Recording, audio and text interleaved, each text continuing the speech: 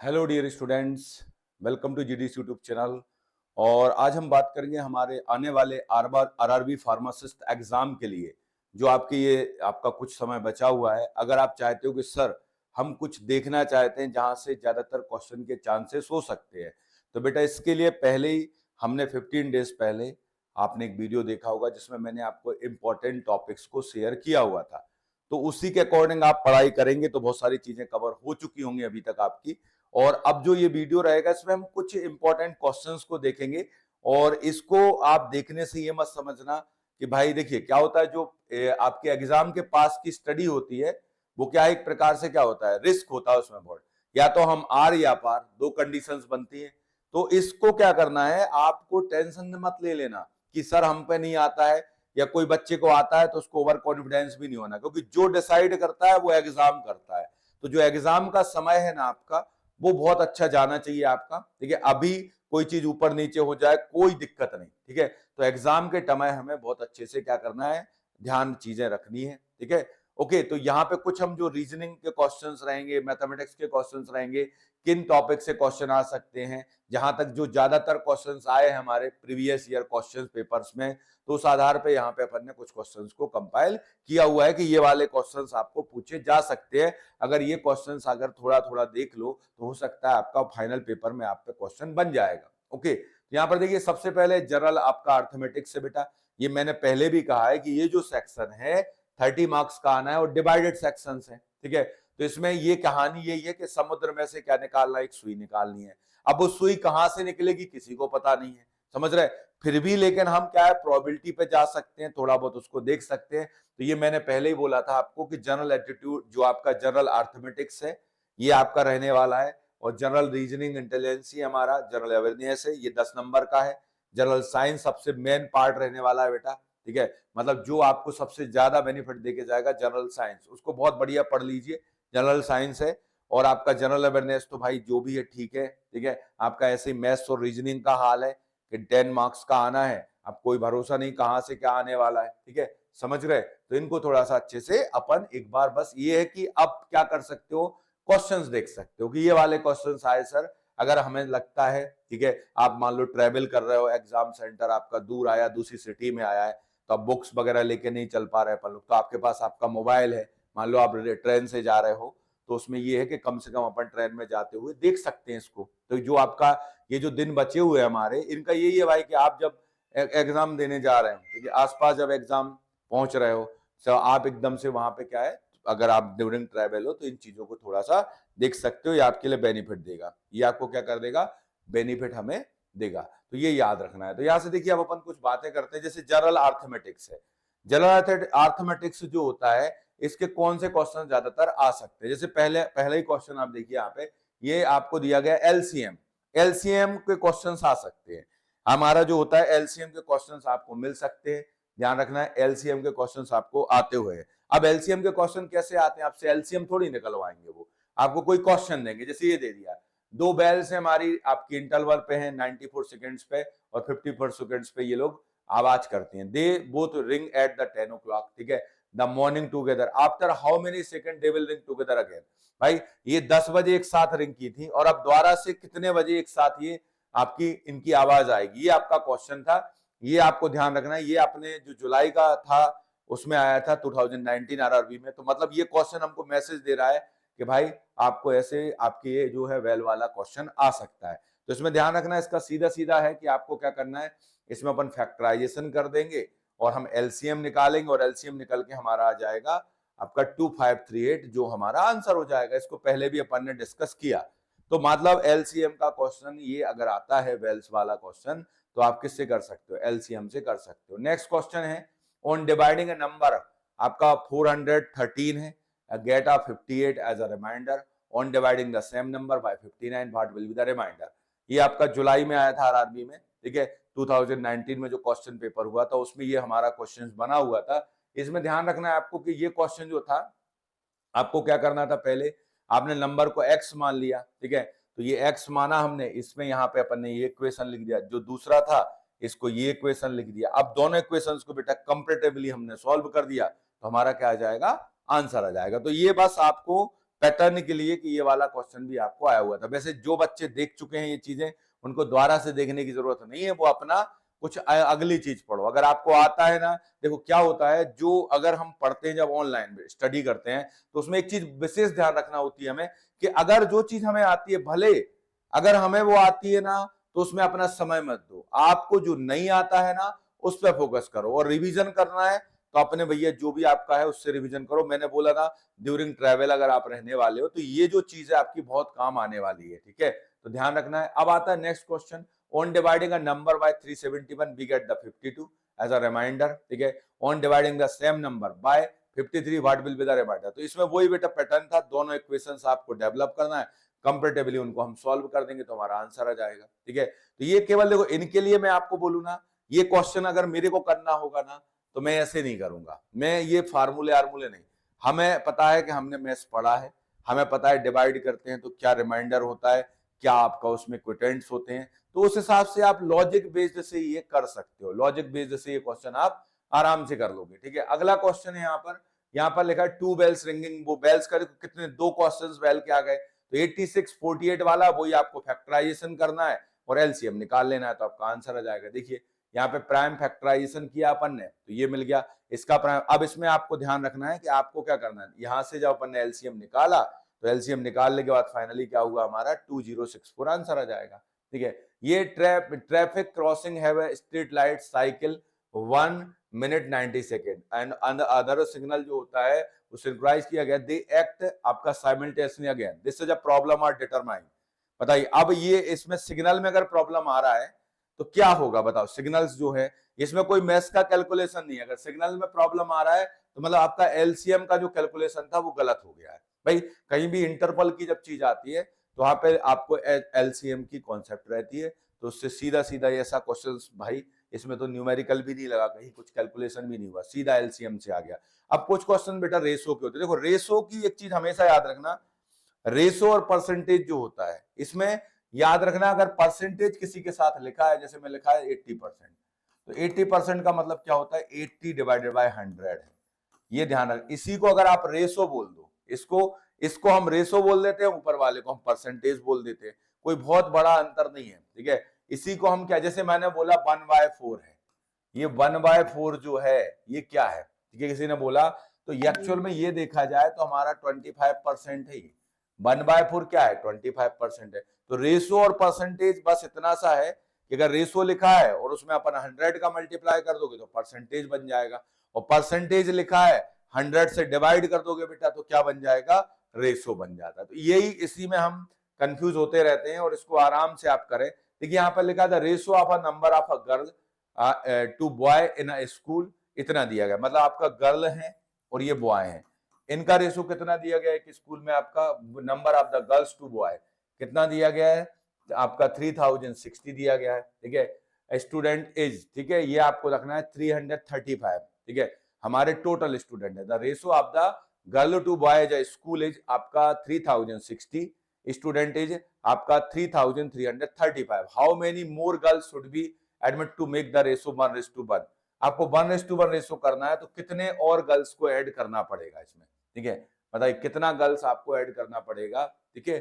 तो इसके लिए सीधा सीधा आपको कैलकुलेट कर लेना है, यहां से ये लिखा हुआ है, ये आपका इतना रेशो आ गया, फिर हमने इसको पूरा सॉल्व किया तो ये नंबर आप क्या आ गया भाई, आपके गर्ल्स का नंबर आ गया, और यहां से जब निकालोगे तो नंबर आप बॉयस आ जाएगा। दोनों का डिफरेंस देख लो कितना चल रहा है, 90 का चल रहा है, तो 90 अगर ऐड हो जाएंगे बॉयस तो ये रेशो क्या हो जाएगा, 1:1 हो जाएगा। तो सीधा सीधा आंसर हो जाएगा इसका भाई 90। The ratio of number of girls to boy in a school is 3600 student is 39 divided by 14. How many more girls should be admitted to make the ratio 1/1? Same question है, ठीक है, तो इसको उसी तरीके से आपको सॉल्व करना है। पहले अपन निकालेंगे भाई 1 पार्ट की वैल्यू निकाल लो, ठीक है, टोटल पार्ट का रेशो कर लिया, फिर 1 पार्ट निकाल लिया, नंबर आप यहाँ पे बॉयज मिल जाएगा, नंबर आप आपको गर्ल्स मिल जाएगा, डिफरेंस निकाल लेंगे, सीधा हमारा आंसर हमें मिल जाएगा, सीधा आंसर अपन को मिल जाएगा, ध्यान रखना है।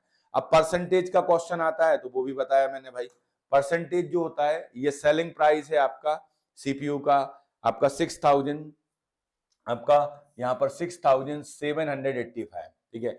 Man make a profit of 15%, 15% का उसने प्रॉफिट लिया, what should price sell at to make profit 25%। अब उसको 25% करना है, तो पहले अपन को ये रखना है कि जो सेलिंग ऑफ है सीपीयू, ठीक है, ये आपका फॉर इतने का उसने सेल किया, तो अपन को कॉस्ट प्राइस पहले निकालना पड़ेगा, फिर कॉस्ट प्राइस का 25% बेनिफिट निकालना पड़ेगा। तो ये आपको ध्यान रखना है। तो इसमें जो होगा, इसमें याद रखना पहले कॉस्ट प्राइस निकालना पड़ेगा आपको। सीपी निकाल लोगे, अब जब आपको सीपी मिल गया तो इसका 25% निकाल लो, ठीक है। तो ये सीधा सीधा हमारा आंसर हो जाएगा, ठीक है। अब आता है ये हमारा 1950 boys and 1300 girls are exam in a test, 42% of the boys and 36% of the girls pass the test, the percentage of the total who failed.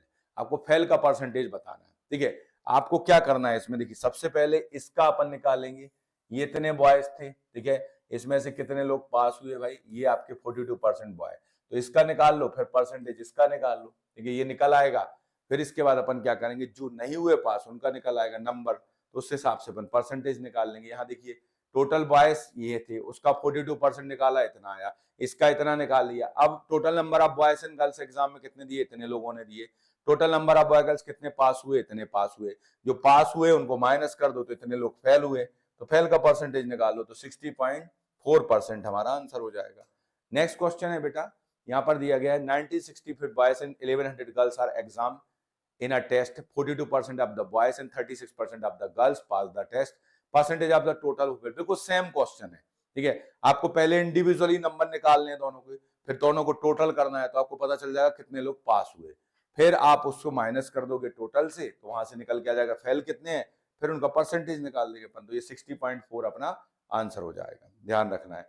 Next question है बेटा यहाँ पर, सेलिंग ऑफ अ सीपीयू, वही आपको दिया गया है 6095, make a profit 15%, ठीक है। तो ये सेम क्वेश्चन है, मतलब आपको सबसे पहले इसमें सीपी निकालना पड़ेगा, कॉस्ट प्राइस आप निकाल लोगे, फिर इसका आप 25% निकालोगे और उसको इसमें ऐड कर दोगे, तो हमारा आंसर हो जाएगा। सीधा सीधा आपको सीपी इसमें कैलकुलेट करना है। सबसे पहले आप सीपी निकाल लीजिए, उसका जो 25% है वो उसको ऐड कर देना, तो ये आपको निकल के आएगा। इनमें बेटा फार्मूले की भी ऐसी जरूरत नहीं पड़ती, आप नॉर्मली भी जा सकते हो, ठीक है, इनको कर सकते हो। पता है इनको कभी भी, एक मैं बात बोलूंगा, अगर ये क्वेश्चंस कभी भी आते हैं ना आपको, तो बेटा आप क्या करना, जितने भी नंबर दिए उनको डिवाइड कर देना, मल्टीप्लाई कर देना, अगर कोई नंबर आ जाए ऑप्शन में तो अपन जा सकते हैं। इसको तरीका ये कि आप एकदम वहां पे सरेंडर मत करना, फार्मूला याद नहीं कि देखो मैथ्स के जो आते हैं हमारे लिए, उसमें जरूरी नहीं है कि उनमें सब में फार्मूले लगते हैं, वो ऐसे मैथ्स होते हैं कि बच्चा उनको अपने लॉजिक से भी सॉल्व कर सकता है।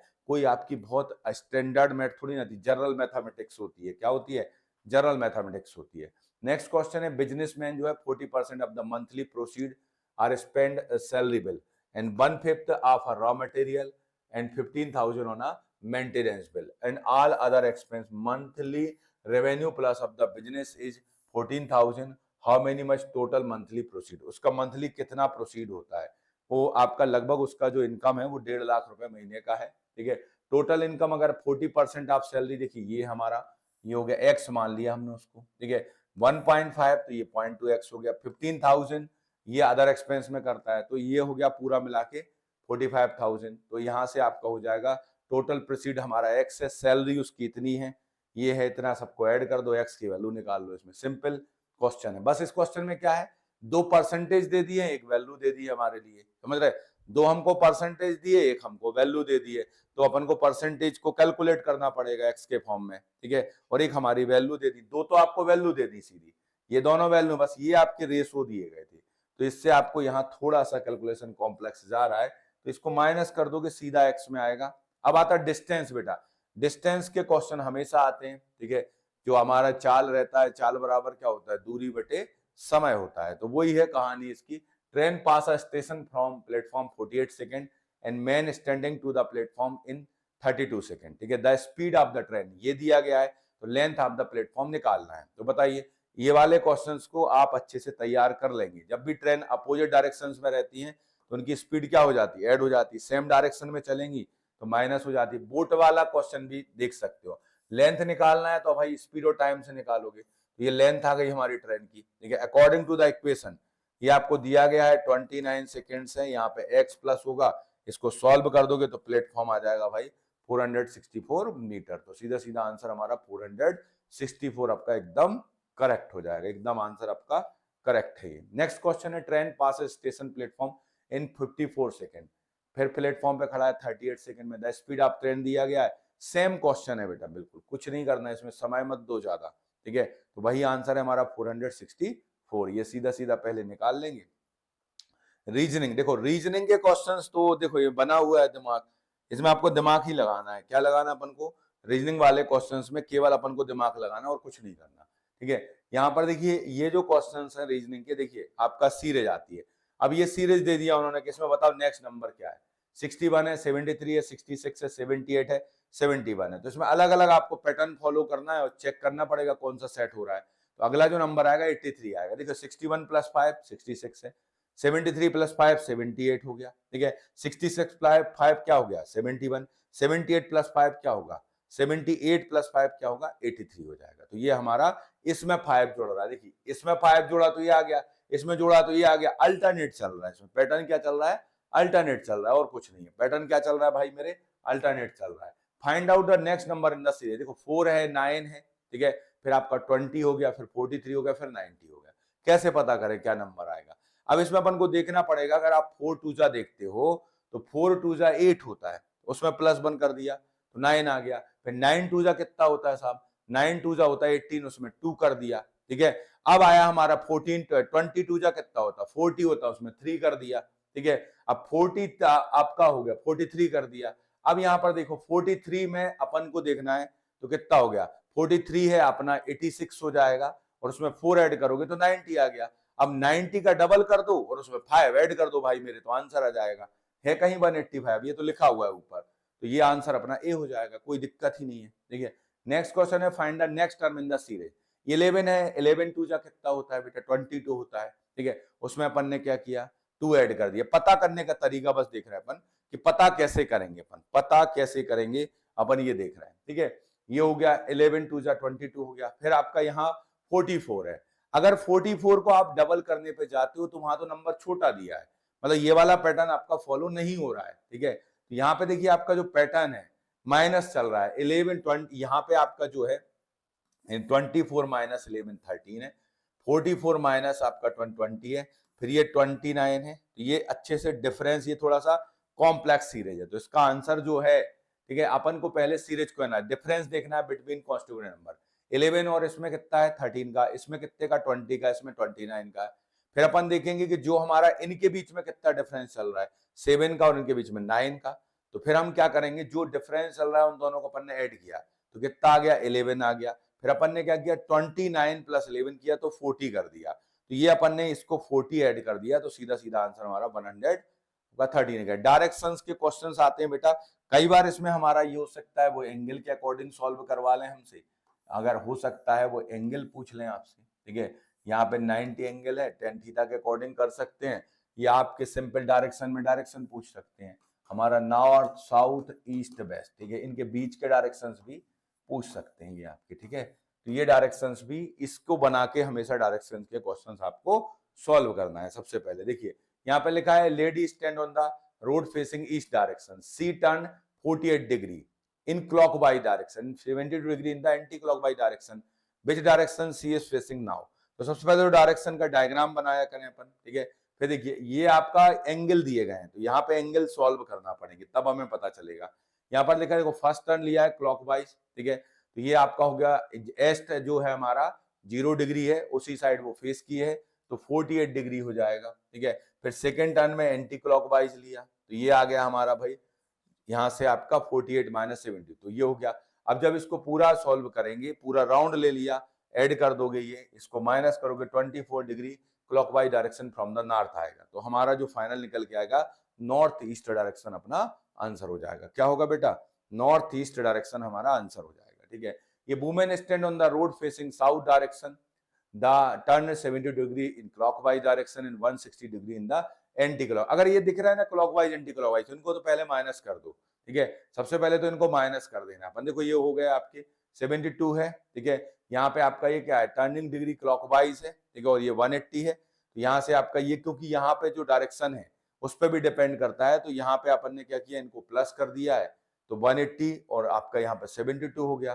फिर यहाँ से ये टर्न 162 डिग्री, तो यहाँ से ये इससे माइनस कर दिया तो 90 आ गया। 90 के हिसाब से कैलकुलेट कर लोगे तो हमें पता चल जाएगा, ठीक है। तो ये आपको ध्यान रखना, डायरेक्शन के क्वेश्चन भी आपको मिल सकते हैं। फिर आ गया ये वाला क्वेश्चन, इजी रहता है। वो जो इसमें बेल एंगल वाले रहते हैं वो थोड़ा टफ है, ये इजी रहते हैं। ये 20 मीटर टू बार नॉर्थ जा रहा है, ठीक है, फिर वो राइट टर्न लेता है 30 मीटर जाता है, फिर वो राइट लेता है 30 मीटर वॉक करना है, वो टर्न करता है left 15 metre, finally she turn left and walk 15 metre, in which direction and how many metres starting point. मतलब आपसे डिस्प्लेसमेंट पूछ रहा है, सीधा डिस्प्लेसमेंट पूछा जा रहा है, तो 45 फ्रॉम द ईस्ट रहेगा। नेक्स्ट क्वेश्चन है बेटा, Kishore goes 4 kilometer south, then 8 kilometer west, then 6 kilometer north, and then 8 kilometer east. In which direction should we move 1 kilometer? So that his distance from the starting point is 1 kilometer. मतलब इन्हें displacement दे दिया अपन को सीधा सीधा, और direction बस पूछा है तो साउथ आ जाएगा, ठीक है, ध्यान रखना। नेक्स्ट, इसके बाद अल्फाबेटिकल सीरीज, तो बेटा ये है कि आपको ABCD बनाना पड़ेगा, पूरा लिख लेना आप उसमें, ठीक है, और फिर उसके बाद सॉल्व करना। अल्फाबेटिकल सीरीज में क्या है, आपको लिखना पड़ेगा, पूरा लिखना, बना लेना, फिर उसके बाद बढ़िया तरीके से सॉल्व करना। और ध्यान रखना, एक क्वेश्चन में ज्यादा देर मत फंस जाना, पता चला आंसर भी ना आए हमारा और हमारा समय भी चला जाए। इसमें देखो +3 चल रहा है बेटा, तो +3 करा दिया इन्होंने, ठीक है, ये आपको ध्यान रखना। वो बिल्कुल सेम लिख दिया, तो बस इस तरीके से आप कर सकते हो। ये आपका सर्टेन कोड लैंग्वेज में apple is coded is the SDHO, then how doubt को कैसे कोड करोगे, तो इसमें भी वही है बेटा, आपको ध्यान रखना है कि यही सीरीज आपको ढूंढना पड़ेगी, बस इसको आपको सीरीज से ही कर पाओगे, ठीक है। ये लिखा हुआ है आपका complete the series, repeat the pattern, AB है, ठीक है, फिर आपको ये सेम रिपीट करा देना है पैटर्न पूरा का पूरा। तो इनको भर के देखो कहाँ रिपीट हो रहा है, तो BCBA आप भरेंगे, यहाँ B भर दो, फिर आप C भर दो, फिर B भर दो, फिर आप A भर दो, तो ये पूरा का पूरा पैटर्न हमारा रिपीट होता चला जाएगा, ठीक है, तो ध्यान रखना है। अब क्लॉक के क्वेश्चंस आते हैं। क्लॉक जो होता है angle between minute hand and the hour and clock time इतना दिया गया, तो वो एंगल पूछ रहा है 8:30 पे कितना है। आप वैसे एज्यूम करके भी निकाल सकते हो और डायरेक्ट कैलकुलेट भी कर सकते हो। इसका फार्मूला होता है, एंगल में आपको क्या करना, 30 है, आपका आवर है, और मिनट का 5.5 है, तो यहां से आप इसको रखते चले जाएंगे, ठीक है, सीधा निकाल सकते हो फार्मूला से। 30 आवर है और आपके मिनट में क्या करना, 5.5 कर देना है, बस इससे आप कैलकुलेट कर सकते हो, ठीक है। तो इसको इस तरीके से आप कैलकुलेट कर सकते हो क्लॉक के क्वेश्चंस को। अब कैलेंडर बेटा, ये कैलेंडर ईयर में 2000 will be same for the year, ठीक है, कब अगले बार वो कब सेम होगा, 2018 में होगा। इसको ध्यान रखना, actually the calendar common year like repeat होते हैं हमेशा 6 ईयर बाद, ठीक है, आपके 14 बाद और आपके 28 ईयर बाद। तो अगर आप देखें 28 जो है हमारा 11 ईयर्स आफ्टर आ रहा है 2007, तो कब रिपीट होते हैं, 6 ईयर बाद, 11 ईयर बाद और 28 ईयर बाद। तो इसलिए आंसर हमारा क्या हो गया, सीधा सीधा डी आंसर। एकदम इजी क्वेश्चन था, ठीक है। रिलेशनशिप पे भी क्वेश्चंस बनते हैं, ठीक है। ये भाई बोलेगा ये हमारा बेटा है, ये हमारे पापा है, ये कौन है, तो बेटा इसके लिए क्या करना, अपने परिवार पे अप्लाई किया करो, पता है, अपने परिवार पे सोचा करो कि हम कौन है, हमारे अंकल कौन है, हमारे चाचा कौन है, हमारे मामा कौन है, तो आप पे बन जाएगा, मालूम है, अपने आप पे अप्लाई किया करो, ठीक है। तो ये women introduce a man as the son of the brother, वो एक बोलता है कि एक जो है आपका मैन को, कि हमारे जो है हमारे भाई का, जो हमारी मदर का भाई है उसका क्या है, बेटा है। तो वो पूछ रहा है कि मैन और वुमेन में क्या संबंध हुआ, तो कजन का संबंध हो जाएगा, brother of the her mother, ठीक है, तो ये आपको मैटरनल अंकल हो गया। सन ऑफ द ब्रदर, तो ये क्या होगा, उसका कजन ब्रदर में आ जाएगा। अब आता है बेटा काउंट द फिगर, ये भी आते हैं क्वेश्चंस। इसको देखो, एक दो ऐसे क्वेश्चंस होते हैं, कहीं कहीं पे फार्मूला लगता है, तो कहीं आप कैलकुलेट डायरेक्ट भी कर सकते हो। देखिए ये हमारा 2016 में क्वेश्चन आया था, इसमें नंबर ऑफ फिगर कैलकुलेट करना थे, तो क्या आंसर होगा, 27 हमारा इसमें आंसर आ जाएगा। 27 सीधा इसका आंसर रहेगा, नंबर ऑफ स्क्वायर। इसमें ट्रायंगल पूछ लिया है बेटा, कितने ट्रायंगल होंगे, ठीक है, ट्रायंगल बताने आपको, तो इसमें जो ट्रायंगल होंगे, ठीक है, ये 27 हमारे इसमें ट्रायंगल होंगे, ठीक है, 27 ट्रायंगल हमारे, दो तो सामने ही दिख रहा है आपको, ठीक है, फिर अलग अलग पूरे काउंट करते चले जाओगे तो 27 आ जाते हैं। अगला ये कुछ क्वेश्चंस थे बेटा। अब देखिए मैंने ये क्वेश्चंस कराए, आपने बोला होगा सर आपने बहुत जल्दी करा दिया, आपने कैलकुलेट करके भी नहीं दिखाया। देखो बेटा, क्योंकि ये जो क्वेश्चंस है आपको नहीं मिलना है सेम। हमारा इस वीडियो का पर्पस क्या था, इस वीडियो का पर्पस ये है बेटा कि आपको डायरेक्शन के क्वेश्चंस को अच्छे से सॉल्व कर लेना, ठीक है। हमारे डिस्टेंस के आते हैं और ट्रेन के क्वेश्चंस हमको मिल गए, हमको बेल का क्वेश्चन मिला, ठीक है, और हमको यहाँ पे बोट का भी मिल सकता है, वर्क इन टाइम का भी मिल सकता है, ठीक है, वर्क इन टाइम का मिलेगा, नल और टंकी वाला क्वेश्चन भी देखने को मिल सकता है। तो यही वाले क्वेश्चंस आपको आने हैं, ठीक है। तो इनके अगर कोई पर्टिकुलर फार्मूले वगैरह आपने पढ़ रखे हो तो उनको एक बार देख लेना फाइनली, ओके। और बाकी जब क्वेश्चंस आए ना तो एकदम सरेंडर मत करना, वहां पे थोड़ा सा अपना IQ यूज करना और दिमाग लगाना, लेकिन ये दिमाग कब लगाना, जब पूरा पेपर कर लो, ठीक है। ऐसा ना हो कि आप इसमें फंस गए मैथ्स रीजनिंग के क्वेश्चंस में, अल्फाबेट सीरीज ही लिखते रहे और आपका समय निकल जाए, ठीक है। आपको सबसे पहले जो क्वेश्चंस बन रहे हैं, देखो पैटर्न एग्जाम को करने का मैं बताऊं, अगर आप चाहते हो ना कि सर मुझे बताओ, सर मुझे पेपर अटेंड करना है, मैं क्या करूंगा, कैसे कवर करूं, ठीक है, कि हमारा देखिए एक तरीका होता है, कभी भी पेपर करो ना तो यहां से शुरुआत जब आप करते हो आपके अलग अलग आपको ब्रेकर मिलेंगे, अलग अलग ब्रेकर समझते हो, क्वेश्चंस मिलेंगे, ठीक है। अब कुछ क्वेश्चंस तो इजी होंगे, कुछ क्वेश्चंस टफ होंगे। होता है कई बार ऐसा कि हम कठिन क्वेश्चन में फंस जाते हैं और हम, यही आपको नहीं करना है, ठीक है, कि आप कठिन क्वेश्चन में फंसे, मान लो आपके भाई 100 क्वेश्चंस थे, लेकिन जो आपके शुरुआत के 10 क्वेश्चन थे ये बहुत टफ क्वेश्चन थे। कैसे थे? बहुत ज्यादा टफ क्वेश्चन थे हमारे। अब जब हमने इन क्वेश्चनों को अटेम्प्ट किया तो हमारा कॉन्फिडेंस तो हो गया जीरो। क्या हो गया हमारा कॉन्फिडेंस? जीरो, कि भैया हम पे तो बन ही नहीं रहा। अरे भाई कोई टेंशन मत लो, एक राउंड तो लगाओ, यहां से दौड़ो तो आप 1 से ले जाके 100 तक दौड़ो, ठीक है। आप मान लो पहले राउंड आपने लगाए हैं, 100 तक आप दौड़ गए, पता चला पहले राउंड में आप पे मुश्किल से बने 15 से 20 क्वेश्चन, ठीक है। जो आपको क्वेश्चन में एक और चीज याद रखना हमेशा, कि जब जो दिमाग पहली बार बोल दे ना वही आंसर लगाना, ठीक है। अगर आपका माइंड जो पहली बार बोलता है वही सही होता है, ये ध्यान रखना, आपको वही आंसर लगा देना है जो फर्स्ट आपको दिखता है कि हाँ यही है तो यही लगाना है, ठीक है। अब इसके बाद जब दूसरा राउंड लगाए आप, तो फिर धीरे धीरे आपके अच्छा यहां कॉन्फिडेंस आ जाएगा। आपको क्या आ जाएगा? कॉन्फिडेंस आएगा। यहां पे आपको क्या मिलेगा? कॉन्फिडेंस मिल जाएगा। देखिए जब आप पेपर करेंगे तो ये चीज फॉलो करना है कि जब आप ये क्वेश्चंस कर लोगे ना तो आपका कॉन्फिडेंस आ जाएगा कि यार मेरा तो सिलेक्शन हो गया, और आपको बनने लगेंगे अपने आप, आपका दिमाग और अच्छा वर्क करेगा, स्टिमुलेट हो जाएगा, आप और क्वेश्चंस कर लोगे, ठीक है। तो यही पैटर्न फॉलो करना कि कठिन क्वेश्चन में मत फंस जाना पहले बार में, उसको स्कैप कर दो। हम तो कहते हैं पहले राउंड में 5 क्वेश्चन बने, लेकिन कम से कम हमें लगेगा तो यार कि चलो हम पे पेपर बन रहा है, समझ रहे हो। फिर उसके बाद क्या करोगे आप? फिर से राउंड लगाओगे और क्वेश्चंस बढ़ते चले जाएंगे। और सबसे बड़ी चीज है नेगेटिव मार्किंग। नेगेटिव मार्किंग पे विशेष ध्यान रखना है, ज्यादा तुक्केबाजी मत करना पेपर में, ठीक है। आप पे बन रहा है पेपर तो आप भाई मैं कहता हूं 70 से 80 लगा सकते हो अगर पेपर बन रहा है तो। और अगर आपको लग रहा है कि हमने 80 क्वेश्चन लगा लिए हैं, ठीक है, और 80 हमारे लगभग करेक्ट हो रहे हैं और बाकी लगाने पे आपकी नेगेटिव मार्किंग हो सकती है, तो फिर बेटा क्या करोगे? मत लगाना। और पेपर अगर लग रहा है कि हम 80 से 85 तक भी कर रहे हैं और अगर हमें लग रहा है कि हमारे 80 क्वेश्चन सही हैं, तो फिर अपन को ज्यादा रिस्क लेने की जरूरत नहीं है, ठीक है। आपको बिल्कुल परेशान नहीं होना, आपको ज्यादा क्वेश्चंस के चक्कर में मत पड़ना, ठीक है। मेन ये है कि जो आपको क्लियर बन रहे हो वही क्वेश्चंस आपको अच्छे से करना है, ठीक है। तो मिलते हैं भाई, अच्छे से एग्जाम बढ़िया तरीके से दें। सभी के लिए ऑल द बेस्ट, ठीक है। आप सभी के लिए ऑल द बेस्ट, आपके एग्जाम के लिए अच्छे से पेपर करें, बिल्कुल आराम से पेपर करें। और अगर स्टार्टिंग में टफ क्वेश्चंस आते हैं ना तो उनको साइड रख देना। ये जो मैथ्स रीजनिंग है इसको बाद में देखना, पहले हमारे जो आपके लाइनर वाले क्वेश्चंस होते हैं जिनके सीधे हमें आंसर आ रहे हैं उनको लगा लेना। फिर इसके बाद जब सब हो जाए वो आपका, तब आप यहाँ आना और इनके चक्कर में पढ़ना, वरना यहाँ तो फंस जाओगे और हो सकता है आपका समय भी चला जाए और कॉन्फिडेंस भी चला जाए। तो इसलिए इस बात का विशेष ध्यान रखोगे। ओके।